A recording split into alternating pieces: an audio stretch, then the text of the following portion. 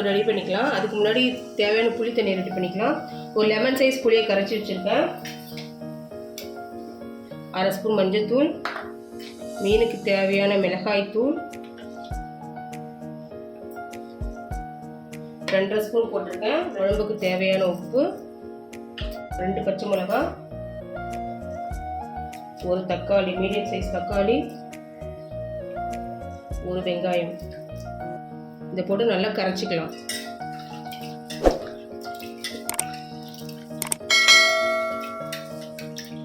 நல்லா கரைச்சாச்சு. குழம்பு தாளிச்சிக்கலாம். மீன் குழம்புக்கு எண்ணெய் கொஞ்சம் கூடுதலாக போட்டால் தான் நல்லாயிருக்கும். ஒரு 5 டேபிள் ஸ்பூன் ஊற்றிருக்கேன். எண்ணெய் காஞ்சிடுச்சு. 1 ஸ்பூன் கடுகு, 1/4 ஸ்பூன் சீரகம், 1 ஸ்பூன் வெந்தயம் முடிஞ்சிடுச்சு. ஒரு 1/4 வெங்காயம் லைட்டாக வதங்கட்டும். வெங்காயம் வதங்கிடுச்சு. கருவேப்பிலை.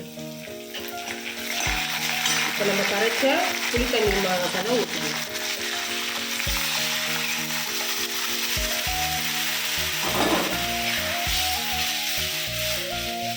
தேவையான தண்ணி.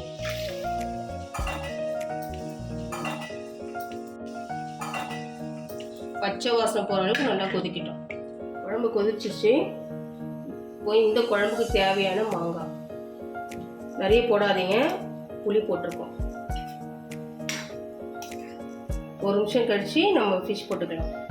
நல்லா திக்காயிட்டே வருது. இந்த டைமில் வந்து நம்ம ஃபிஷ் போட்டுக்கலாம். மசாலா எல்லாம் நல்லா வெந்துடுச்சு.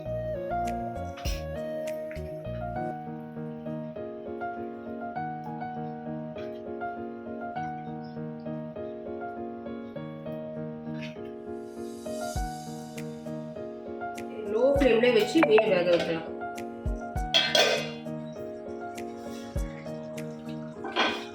மீன் நல்லா வெந்துடுச்சு. ஸ்டவ் ஆஃப் பண்ணிப்போம்.